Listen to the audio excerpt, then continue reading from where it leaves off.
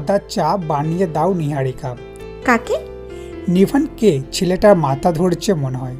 শব্দ করে দীর্ঘশ্বাস ফেলেন নিহারিকা বেগম। এই ছেলেকে নিয়ে আর পারলেন না তিনি। কাউকে না বলা যায়, মাকে তো নিজের ভালো মন্দটা একটু জানানো যায়, তবুও জানাবে না এই মানুষটাকে। নিভান নিজের অসুস্থতার কথা জানিয়েছে বলে তো মনেই হয় না নিহারিকা বেগমের। নিশ্চয়ই ওনার মতো নিভানের চোখ মুখের হাব ভাব দেখে বুঝেছেন মানুষটা। নিহারিকা বেগম বাহিরের দিকে পা বাড়াতে গিয়ে ফের জাহিদ সাহেবের দিকে ফিরলেন। জাহিদ সাহেবের কোলের মধ্যে এলোমেলো কাগজের মেলা দেখে বললেন, কিসের কাগজপত্র ওগুলো? এলোমেলো কাগজগুলো ফের ফাইলে গুছিয়ে রাখতে রাখতে জাহিদ সাহেব বললেন, আহসানের হাই স্কুলের বেতন বিষয়ে চেক, আরও অন্যান্য বিভিন্ন কাগজপত্র, আর ও নিজের সেভিংসে কিছু চেক বই, কাগজপত্র, ওর নামের জমির দলিলপত্র আছে দেখছি। নিভানকে দিয়ে পাঠিয়েছেন চাচিমা। কপাল কুঁচকে এলো নিহারিকা বেগমের। কিন্তু এগুলো কেন দিয়েছেন? জানি না, হয়তো বা নিজের অন্য ছেলের লোভের হাত থেকে নিজের আদরের নাতরির হকটা বাঁচাতে, যাতে কৌড়ির হক নষ্ট না হয়। তবে আমার মনে হয় চাচিমার এগুলো পাঠানো ঠিক হয়নি, প্রয়োজন ছিল না। আপনার মনে হচ্ছে প্রয়োজন ছিল না? তবে এই বাড়িতে এই মেয়েটার বাঁচার জন্য আমার মনে হয় কাগজপত্রগুলো প্রয়োজন। চাচিমা বুদ্ধিমানের মতো কাজ করেছেন। নিহারিকা বেগমের কিছুটা ক্ষুবান্বিত গলায় বলা কথাগুলো অর্থ হয়তো কিছুটা বুঝলেন জাহিদ সাহেব, তাই ওই বিষয়ে আর কথা বাড়লেন না, নীরব ভূমিকা পালন করলেন। সেটা বুঝে নিহারিকা বেগমও চুপ হয়ে গেলেন। এ বাড়িতে তুচ্ছ-তাচ্ছিল্য শিকার নিবান অথবা তিনি হয়েছেন, তাতে তো এই মানুষটার কোনো দোষ নেই। তবে কেন কথার ছল বুঝিয়ে তাকে দোষটা বুঝিয়ে দিচ্ছেন? কথা ঘুরানোর জন্য তিনি জাহিদ সাহেবকে উদ্দেশ্য করে বললেন, মেয়েটাকে এখানে পাঠানোর বিশেষ কারণটা কি বললেন না তো? তখন চাচিমা কিসব বললেন আমি ওই ছেলেটার বিষয় ছাড়া ঠিক বুঝতে পারিনি। ব্যাপারটা ঠিক কি? তুমি নিভানকে চা বানিয়ে দিয়ে এসো, তারপর বলছি। চমকে উঠার মতো করে নড়ে উঠলেন নিহারিকা বেগম। কথায় কথায় ছেলেটার কথা ভুলে বসেছেন তিনি। আর কথা না বাড়িয়ে ব্যস্ত ভঙ্গিতে বেরিয়ে গেলেন রুম থেকে। সেদিকে তাকিয়ে নির্বিশেষে রইলেন জাহিদ সাহেব। রান্নাঘরে আসতে রানীকে কফি বানাতে দেখলেন নিহারিকা বেগম। জিজ্ঞেস করতে বুঝতে পারলেন কফিটা নিবান চেয়েছে। কফিটা বানানো শেষে তিনি নিবানের ঘরে সেটা নিয়ে গেলেন। ঠান্ডা পরিবেশের রুমটার চারদিকের জানালা দরজায় ভারী ভারী পর্দা ছড়িয়ে থাকার কারণে এই শেষ দুপুরের দিকেও ভর সন্ধ্যা বেলার মতো লাগছে। ভিতরে ঢুকতে নিহারিকা বেগম মৃদুস্বরে নিবানকে ডাকলেন, নিভান।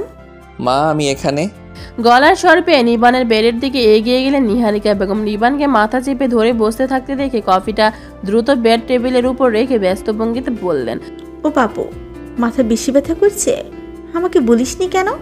এত ব্যথা করছে তবে ওষুধ খাসনি?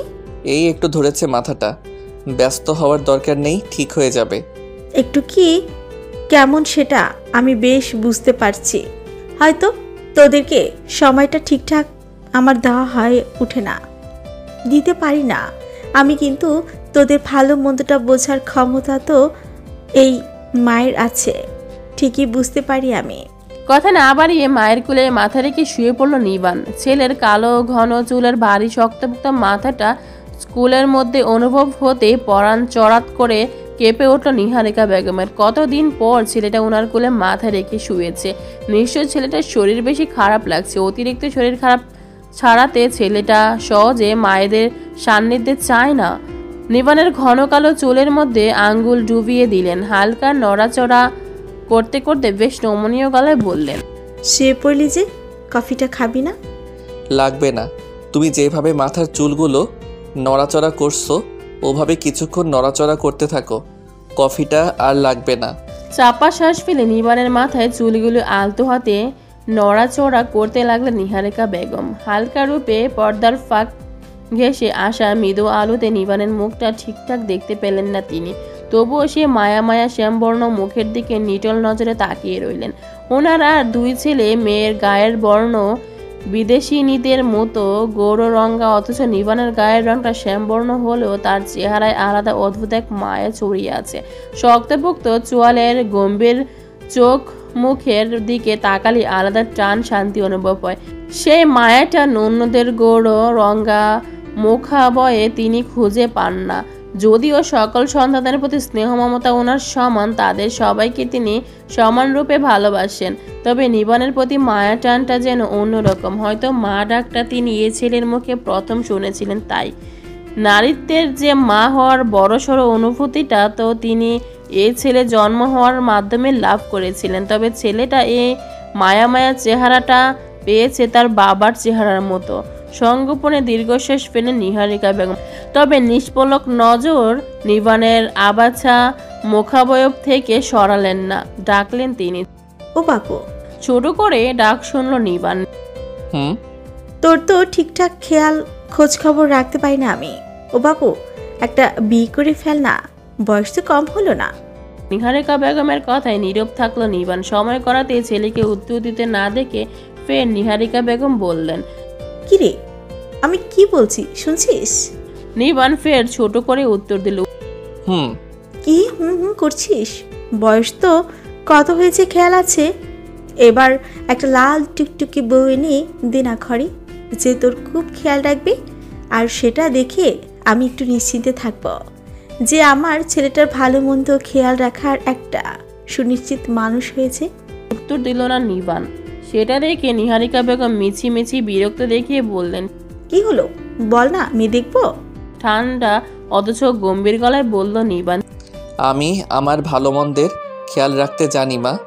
সেখানে তোমার ছেলের খেয়াল রাখার জন্য দ্বিতীয় কারো প্রয়োজনীয়তা তো দেখছি না আমি। যেদিন প্রয়োজনীয়তা অনুভব করব সেদিন না হয় ভেবে দেখব।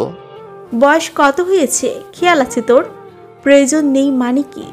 তুই কি এখনো দিবার বিষয়টা নিয়ে আপসেট আছিস?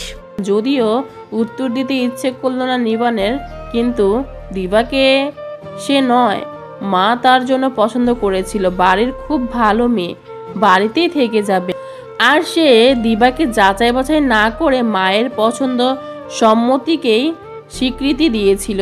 এখন যদি মায়ের কথার উত্তর না দেয় নিবান, তবে মা যে তার আরও মন খারাপ করবেন। তাই সময় নিয়ে ঠান্ডা গলায় উত্তর দিল, আপসেট থাকার মতো কি এমন হয়েছে? তোমার ছেলেকে এতটা দুর্বল মনে হয়? সবার নিজস্ব একটা পছন্দ অপছন্দতা আছে। তুমি তাকে ছেলের বউ করতে চেয়েছিলে, আর তার তোমার ছেলেকে পছন্দ হয়নি, তাই সে তোমার ছেলের বউ হতে চায়নি, অন্য কাউকে পছন্দ হয়েছে আর তার সাথেই সংসার পেতেছে।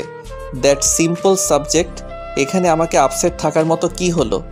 পছন্দ অপছন্দতা তারও থাকতে পারে, তাই বলে সেই বিষয়টা ধরে আমি আপসেট থাকবো, এটা তোমার মনে হলো কি করে? থামলো নিবান। সময় নিয়ে ফের বিরক্ত মাখা দৃঢ় গলায় বলল, আর কখনো এই বিষয়ে কথা বলতে বা শুনতে চাই না আমি। ওই বিষয়টা নিয়ে আমাদের কথা এখানেই শেষ। বিষয়টা নিয়ে আর কখনো নড়াচড়া করবে না। নিবানের ধীর গম্ভীর গলার কথাগুলো শুনে আর কথা বাড়ালেন না নিহারিকা বেগম। যে বিষয়টা নিবানের পছন্দ নয় তা নিয়ে দ্বিতীয়বার কথা বলার আগ্রহ সে দেখায় না। পছন্দ নয় তার, তবে নিবানের মতো ছেলের বউ হতে কেউ অস্বীকৃতি জানাবে বা না করতে পারে এটা নিহারিকা বেগমও মানতে ঠিক নারাজ। নিজের ছেলে বলে নয়, তবে নিবানের মতো আলাদা ব্যক্তিত্বপূর্ণ ছেলে খুবই কম দেখা যায়। সেই নিবানের প্রতি দিবার চাল চলন চাহুনি বলা এগুলো দেখেই তো তিনি দিবাকে নিবানের বউ করার প্রস্তাব রেখেছিলেন, যেটা নিবানও ঠিকঠাক জানতো না। তবে কী কারণে হঠাৎই মেয়েটা নিবানের বউ হতে অস্বীকৃতি জানালো? সিয়ামের সাথে মেয়েটার আগে থেকে সম্পর্ক ছিল এমনটা তো নয়, তবে কি কোনো কারণে ডালিয়া বেগমকে বুঝিয়ে শুনে বাহিরের সৌন্দর্য আর অর্থের চাকচিক্যের মুহে ডুবিয়ে দিয়েছে, যার পরিণত এখন মেয়েটা হয়তো হাড়ে হাড়ে অনুভব করছে। সকালবেলা নিজেকে রেডি করে নিয়ে অফিসের উদ্দেশ্যে যখন বের হচ্ছিল নিবান, অচেনা একটা নম্বর থেকে কল এলো ফোনটা রিসিভ করতে বুঝতে পারলো আহসান আঙ্কেলের আম্মা। বৃদ্ধা মহিলা তার নাতনির সাথে কথা বলতে চান। কালকে নিবান চলে আসার সময় ভদ্র মহিলা তার নম্বরটা নিয়েছিলেন, আর এ বাড়ির কারো সাথে আগে সেভাবে ওনার যোগাযোগ না থাকায় নিবানের নম্বরে কল করেছেন। দাদু, আমার আপা মনিটার সাথে একটু কথা কইয়ে দাও না। ছেলেটা যে ভালো নেই এইটা আমি জানি। কাল সারা দিন ছেলেটার সাথে কথা কওয়ার জন্য কলিজাটা আমার ছটপটাচ্ছে, তাই সুযোগ পাই নেই। এখন একটু কথা কইয়ে দাও না। বৃদ্ধা মহিলার আকুলতার কাছে নীরব থাকলো নিবান। তার জীবনে কঠিন ত্রুটিগুলোর মধ্যে একটি হলো সে কখনো কাউকে সান্ত্বনা স্বরূপ মিষ্টি মিষ্টি বাণী আওড়াতে পারে না। এ বিষয়ে শূন্য অনুভূতি তার। ভদ্রমহিলা আবারও আকুলিত কণ্ঠে নিজের নাতনির সাথে কথা বলার জন্য অনুরোধ করলেন। তোমাকে কি বিরক্ত করলাম দাদু? একটু কি দেওয়া যায় না ছেলেটার কাছে? আপনি শান্ত হন, আমি দিচ্ছি। সিঁড়ি দিয়ে নিচে নামছিল নিবান। আশেপাশে নজর দিতেই দেখলো ড্রয়িং রুমের আশেপাশে কেউ নেই। কি করবে ভাবতে সময় নিতেই দেখলো মান্যতাকে ভার্সিটির জন্য রেডি হয়ে বের হতে। স্বভাব মতোই গম্ভীর গলায় ডাক দিল নিবান। মান্য। দাঁড়িয়ে পড়লো মান্যতা। বরাবরই বড় দাদাভাইয়ের ডাকে কলিজা চমকিয়ে ওঠে তার, কারণ তার ডাকটা মানে আতঙ্ক। কিছু বলবে দাদাভাই? বিনা বাক্যে নিজের ফোন মান্যতার দিকে এগিয়ে দিল নিবান। ভরাট গলায় বলল, ওই মেয়েটার দাদু তার সাথে কথা বলতে চাইছে, ফোনটা দিয়ে এসো তার কাছে। ফোনটা হাতে নিয়ে চঞ্চল পায়ে চলে গেল মান্যতা। নিবান গিয়ে বসলো ডাইনিং টেবিলে। নিহারিকা বেগম সেখানে নেই। শান্তনা বেগম খাবার রেডি করছিলেন। নিবানকে ডাইনিং টেবিলে বসতে দেখে একটু আশ্চর্য হলেন। রাতের খাবার টেবিলে ছাড়া নিবানকে সহজে ডাইনিং টেবিলে দেখা যায় না। তবে স্বভাবসুলভ নিজের মৃদু হাসিটা এক ঝলক মুখে ফুটিয়ে খাবার দিতে ব্যস্ত হলেন। আজ আপাতত সকালে ডাইনিং টেবিল ফাঁকা। মৌনতা আর নাফিম হয়তো খেয়ে স্কুলে চলে গিয়েছে। সকাল 8:30 থেকে তাদের স্কুল। মান্যতা হয়তো যাবার জন্য খেয়ে বের হচ্ছিল। আর ইভান, তার হয়তো কাল মাস্টার্সের এক্সাম শেষ হওয়ার, রিল্যাক্সে নিশ্চিন্তে ঘুমাচ্ছে। আজ হয়তো তার সকাল হবে দুপুর 2টো অথবা তারও পরে। জাহিদ সাহেবেরা 4 ভাই, সম্পর্কের টানাপোড়েনের শুধু 2 ভাই এ বাড়িতে থাকেন, জাহিদ হাসান আর ওনার ছোট ভাই শাহেদ হাসান। আপাতত শাহেদ হাসান বাড়িতে নেই, অফিসের কাজে শহরের বাইরে অবস্থান করছেন। না হলে সকালের এই সময়টাতে তাকেও ডাইনিংয়ে পাওয়া যায়। সকালে নিজের ইচ্ছাধীন নাস্তাটা শান্তনা রহমান সামনে দিতে খাবারে মনোযোগ দিল নিবান। মান্যতা গিয়ে কৌরির কাছে ফোনটা দিল। কে ফোন দিয়েছে সেটাও বলল। ফোনটা কানের পাশে ধরতে আচমকা একটা কড়া মিষ্টি সুবাস কৌরির নাক ছুঁয়ে মস্তিষ্কে গিয়ে বিঁধল। সমস্ত শরীর শিরশির করে উঠল তার। এই সুগন্ধটার তীক্ষ্ণ সুবাসটা সে আগেও অনুভব করেছে। কখন? কাল। হ্যাঁ, কাল সারা পথ এই সুবাসিত গন্ধটা তার নাকের চৌদারে ঘুরে বেড়াচ্ছিল। যতক্ষণ না পর্যন্ত সে মানুষের পাশ থেকে দূরে গেছে ততক্ষণ পর্যন্ত এই সুবাসটা ছড়িয়েছিল তার আশপাশে। তবে ফোনটা কি সেই মানুষটার? ও আপা, খুব রাগ হইছে এই দাদি আপার উপর, কথা কইবি না? ও আপা, কেমন আছিস তুই? চমকে উঠল কৌরি। কোন খেয়ালে ডুবেছিল সে? ওপাশে যে দাদি আপা এক নাগারে কথা বলে চলেছে, তবুও সেদিকে খেয়াল নেই তার। খেয়াল হতে এই ওপাশের মানুষের কথাতে মনোযোগী হলো। দাদি আপার আদুরি ডাকের কথাগুলি অভিমান হলো। খুব অভিমানী গলায় বলল, তুমি একটু ভালো না দাদি আপা, আমাকে কেন এখানে পাঠিয়ে দিলে? আমার তোমাদের ছাড়া থাকতে খুব কষ্ট হচ্ছে। তুমিও ভালো নেই বলো দাদি আপা। ও দাদি আপা, আমাকে ছাড়া থাকতে পারছো তুমি? আমার যে তোমাকে ছাড়া থাকতে কষ্ট হচ্ছে। আমাকে নিয়ে যাও না দাদি আপা। বাবা নেই তো কি হয়েছে, আমি তোমার সাথে থাকতে পারবো। কথাগুলো বলতে বলতে ফুপিয়ে কেঁদে উঠল কৌরি। মাজিদা খাতুন ওপাশে নিঃশব্দে দীর্ঘশ্বাস ফেললেন। ফের নাতনিকে সান্ত্বনা দেওয়ার কথায় লেগে পড়লেন। মাজিদা বেগমের বিভিন্ন বুঝদার কথায় এক পর্যায়ে শান্ত হলো কৌরি।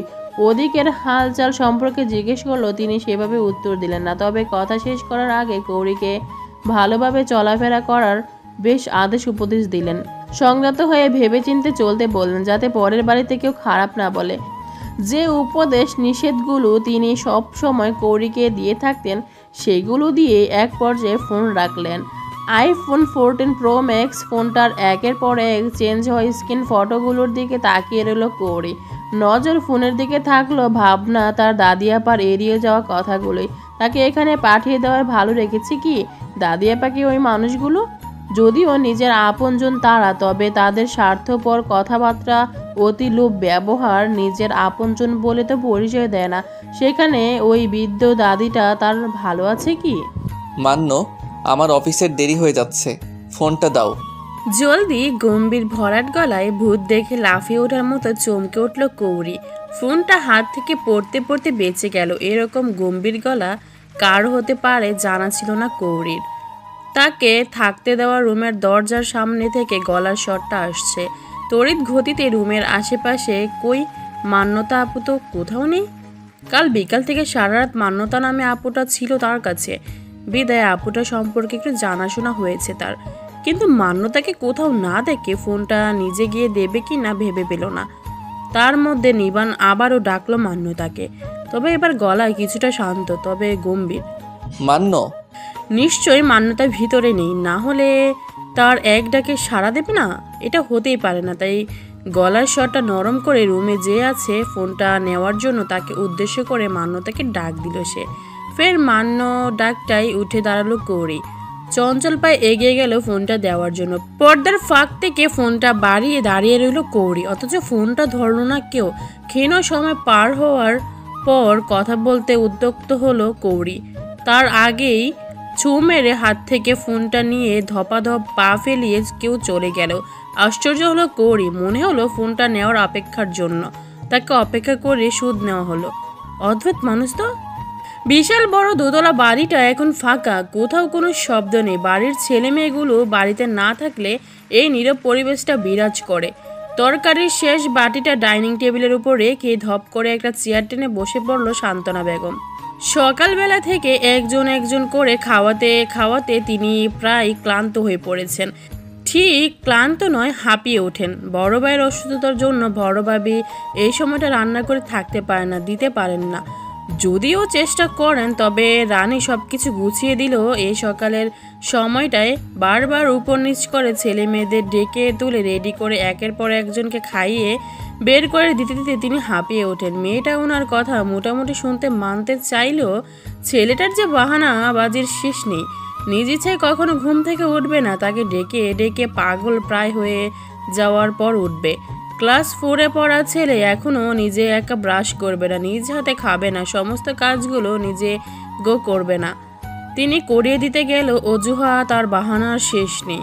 আর খাওয়ার বিষয়ে তো বাহানাবাজিতে সুপার এক্সপার্ট, একেবারে ডিগ্রিদারি। ছেলের এই সকালবেলা রোজকার বাহানায় তিনি অতিষ্ঠ হয়ে হাঁপিয়ে যান।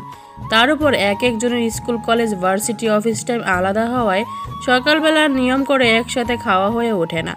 যদিও জাহিদ সাহেব সুস্থ থাকাকালীন নিয়মটা বেশ জোরালোভাবে চলতো। সে যার যখন অফিস আদালত স্কুল কলেজ টাইম হোক না কেন, নির্দিষ্ট একটা টাইমে সবাই একসাথে ডাইনিংয়ে হাজির হওয়া এবং খাওয়া। শান্তনা রহমানের খুব করে মনে হয় ভাইজানের নিয়মের সিদ্ধান্তগুলো খুবই ভালো ছিল। হতাশায় শ্বাস ফেলে মাথা কাঁধ করে টেবিলে এলিয়ে দিলেন তিনি। কি রে, ওভাবে টেবিলে মাথা লাগিয়ে শুয়ে পড়ছিস কেন? ক্ষুধা লাগছে, খেয়ে নিবি তো, নাকি শরীর খারাপ লাগছে? নিহারিকা বেগমের কথায় মাথা তুলে বসলেন শান্তনা রহমান, বললেন, শরীর খারাপ নয়, আর ক্ষুধার জন্য শুয়ে পড়িনি। আমার ওই বাহানা বাজ ছেলেটা বাড়িতে নেই, তাই ভেবে একটু শান্তি করছি। ওভাবে বলিস কেন? ও একটু চঞ্চল, তবে আমাদের বাড়ির আশেপাশে অন্যান্য ছেলেদের মতো অত শত মাত্রাধিক দুষ্টু তো নয়। তোমার মাত্রাধিক ধৈর্য, তাই তোমার কাছে ওর দুষ্টামিগুলো মাত্রা ছাড়া মনে হয় না বুবু। কিন্তু আমার অত ধৈর্য সহ্য নেই, তাই আমারও অত শত সহ্য হয় না। কি জ্বালানটা জ্বালায় সারাদিন, দেখেছো? ছেলেটা না হয় যদি আরেকটা মেয়ে হতো, কিছুটা শান্তি থাকতে পারতাম। ওর জন্য মাঝে মধ্যে আমার দুনিয়াদারি করার ইচ্ছা করে না। জাহিদ সাহেবকে খাইয়ে খাবারের এঁটো পাত্রগুলো নিয়ে আসতে চলতি পথে কথা হলো দুজায়ের। ছোট জায়ের বিরক্ত মাখা কথাগুলো শ্রবণ করতে করতে রান্নাঘরে ঢুকলেন নিহারিকা বেগম, বললেন, বাড়ির মধ্যে তো দুই একটা ওরকম না থাকলে চলে না, তাই বলি তুই যা বলিস অতটাও না। শান্তনা রহমান আবারও বকা শুরু করলেন। ছেলের 14 গোষ্ঠীর ষষ্ঠী উদ্ধার করতে লাগলেন। এবারে কার কার জন্য এ ছেলে এতটা বাহানাবাজ হয়েছে, বিগড়ে গেছে বলতে লাগলেন। তার মধ্যে প্রথম সারিতে নিহারিকা বেগমকেও ছাড়তে ভুললেন না। তাকে দোষারোপ করেও কথা শোনালেন। কথার প্রেক্ষিতে নিহারিকা বেগম শুধু মৃদু হেসে গেলেন। এই দোষারোপের মধ্যেও যে শান্তি আছে, ভালো লাগা আছে। এবারে সব ছেলে মেয়েগুলো যে ওনার এক একটা শরীরের অংশ, আর সেই অংশগুলোর মধ্যে থেকে একটা যদি ব্যথা পায়, সামান্য মূর্ছা যায়, তিনি যে কিছুতেই ভালো থাকতে পারেন না। এটাই যে তার সংসার। এই সংসারের প্রাণহীন জিনিসগুলোর ব্যথাও যে ওনার প্রাণে অনুভবিত হয়। সেখানে এবারের ছেলে মেয়েগুলো তো তার সেকেন্ডে সেকেন্ডে চলিত নিঃশ্বাস। শান্তনা রহমানকে শান্ত করাতে প্রসঙ্গ পাল্টে বললেন, এই ছোট আম্মা খেয়েছেন? উনি তো আবার একটু বেলা না গড়ালে খেতেই চান না। ছেলে মেয়েদের বকা যেমন ভাবে শুনতে ইচ্ছে করে না, তেমন নিজেও সামান্য দু একটা ধমক দিলে অতিরিক্ত বকেন না, ধৈর্য নিয়ে সব কিছু হ্যান্ডেল করেন। কিন্তু এত বছর সে মানুষটার সান্নিধ্যে থেকে সব কিছু মোটামুটি আয়ত্ত করতে পারলো, এই অতি ধৈর্য জিনিসটা তিনি আয়ত্ত করতে পারেননি বললে আর চাইলেই কি সবটা হয়? তপ্তশ্বাস ফেলেন শান্তনা রহমান। বাড়ির সবচেয়ে ছোট সদস্য হওয়ায় নাফিমকে সবাই মাত্রাধিক আদর করে, ভালোবাসে। আর তার সম্পূর্ণ ফায়দা লুটে ওই বদমায়েশ ছেলেটা। ওই বাদর ছেলের বড় মা বলতে সব আবদার ওখানে। আর তেনার বড় মাও তেমন। সেই ছেলের নামে উল্টোপাল্টা কথা ধৈর্য নিয়ে শুনবেন না, তেমনটা কখনো হওয়ার নয়। সে কারণে সে প্রসঙ্গ পাল্টে ফেলা বেশ বুঝলেন শান্তনা রহমান। কোথায় খুইয়ে গেলি? কি জিজ্ঞেস করছি শুনতে পাসনি? আর রানীও বা কোথায় গেল? আম্মা এখনো খাননি। আমি জিজ্ঞেস করতে গিয়েছিলাম ওনার রুমে খাবার দিয়ে যাব কিনা। উনি বললেন ডাইনিংয়ে এসে খাবেন। আর রানী তো কেবল মাত্র রুমের দিকে গেল। শান্তনা রহমানের কথা শেষ করার আগে রানী সেখানে হাজির হলো, বলল, বেলা কত হলো খেয়াল আছে? রোজ রোজ আমার জন্য অপেক্ষা করতে হবে কেন? তোমরা খেয়ে নিতে পারো না? যাও আমাকে ডেকে নিয়ে এসো। আজ্ঞা পেতে রানী চলে গেল। নিহারিকা একটু বিরক্ত হয়ে ফের শান্তনা বেগমকে বললেন, ক্ষুধা লাগলে যে যার মতো খেয়ে নিবি। আর কত বলবো তোদের আমার জন্য অপেক্ষা করে? বেলা গড়ার কোনো মানে আছে?